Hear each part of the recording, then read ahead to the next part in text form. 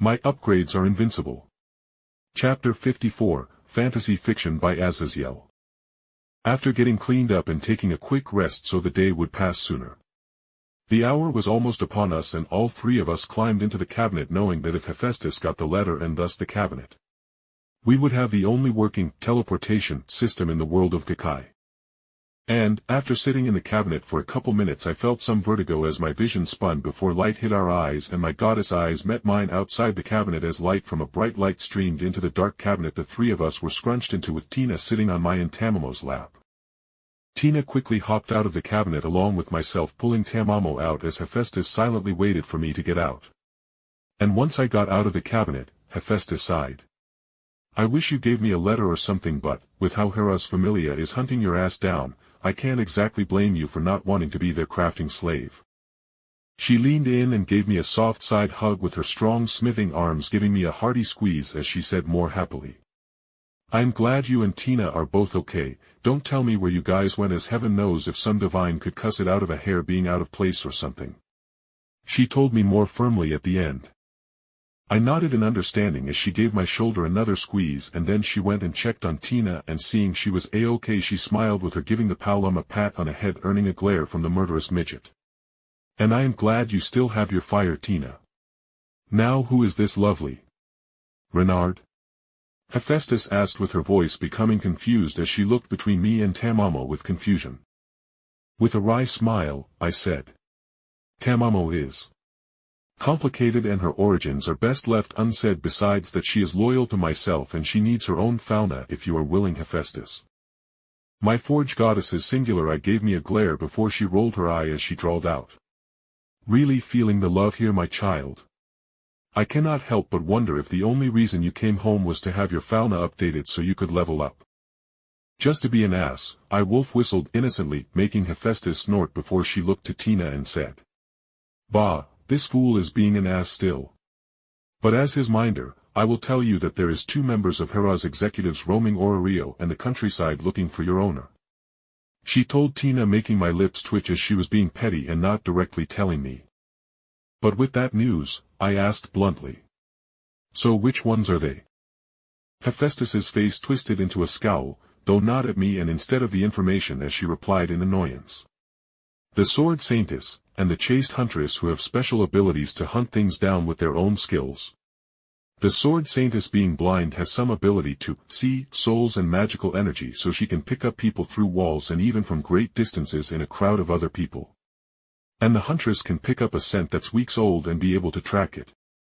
I froze as I didn't do anything to throw off a scent besides just some simple things that wouldn't work on a legendary tracking-based adventure. But seeing as this huntress hadn't tracked me to Melon, then somehow we got away from her. I took a breath and then said. Well. Then I suppose we cannot really stick around here for too long then.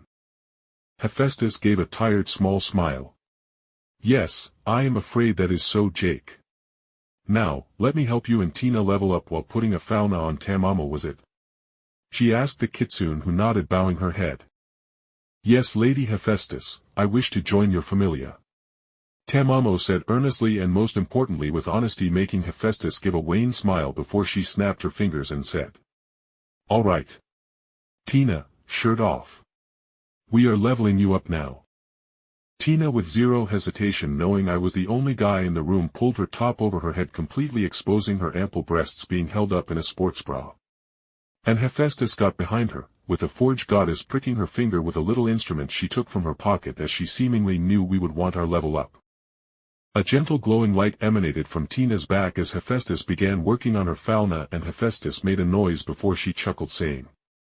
I would offer to tell you the other development abilities you have. But with your blood fury spear skill, you basically automatically acquired the spearman development ability. It would be a waste for you to ignore it as it will help your power scale so much better.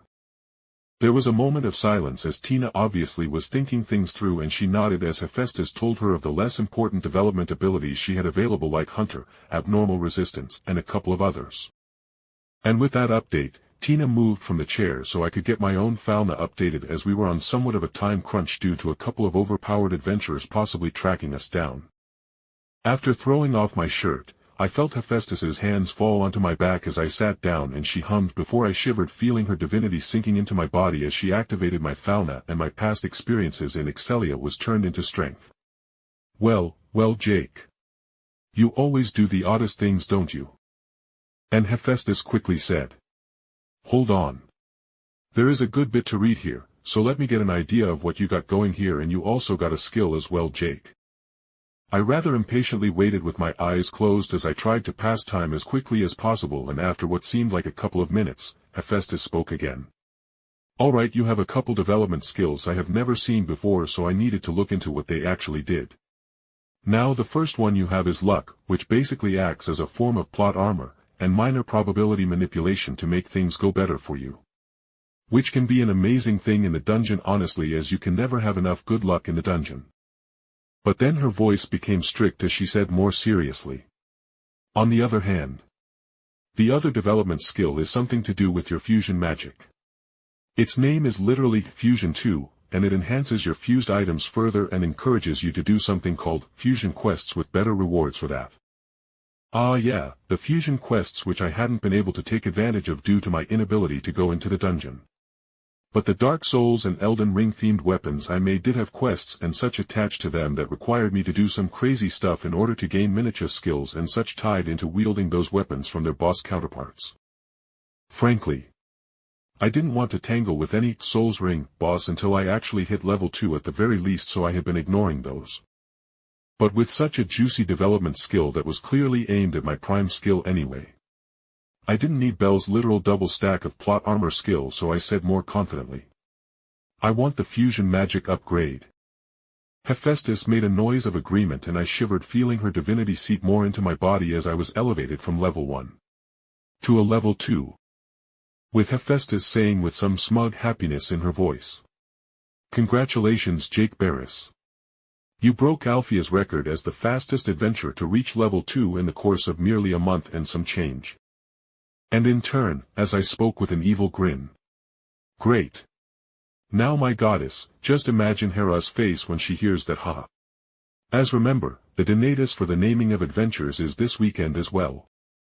I took my fauna paper from Hephaestus and gave it a quick inspection, only seeing the development skill, Fusion 2, added to the new section where the development skill slate was.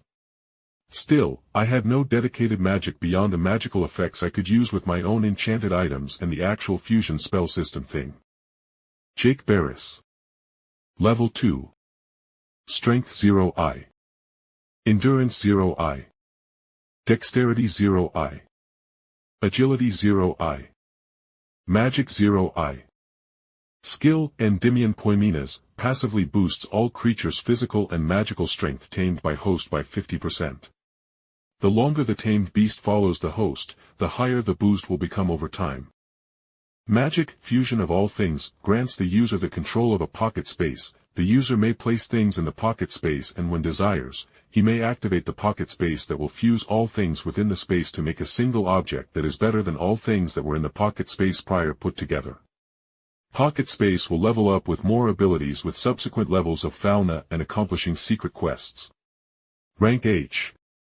Well, now let's give you your fauna Tamamo. I rather the sword saintess not look over here from her bedroom window and see your soul signature, Jake.